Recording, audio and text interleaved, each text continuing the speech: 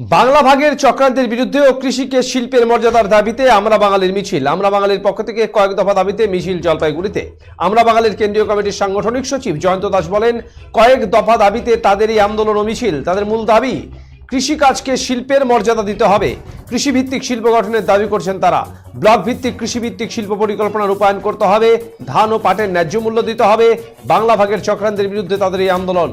Bangla regiment করতে হবে। বাংলায় কলকারখানায় বাঙালিদের নিয়োগ, সরকারি অফিস কাছারিতে বাংলা ভাষার ব্যবহারের দাবিতে তারা আন্দোলনে সামিল হয়েছেন। এদিন আমরা বাঙালির পক্ষ থেকে জলপাইগুড়ি রাজবাড়ী দিঘি থেকে মিছিলটি শুরু হয়ে কদমতলা এলাকায় এসে সমাবেশ হয়।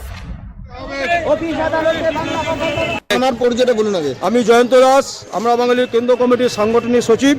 তো আজকে এই আমরা বাঙালির যে মিছিল, সেই মিছিল আপনারা নিশ্চয়ই জানেন যে আমরা দীর্ঘদিন ধরে যে আন্দোলনকে সংগঠিত করছি, সেই আন্দোলন হচ্ছে যে কৃষিকে শিল্পের মর্যাদা দিতে হবে এবং কৃষিভিত্তিক এবং কৃষিসহায়ক শিল্প গঠনের আমাদের অন্যতম দাবি।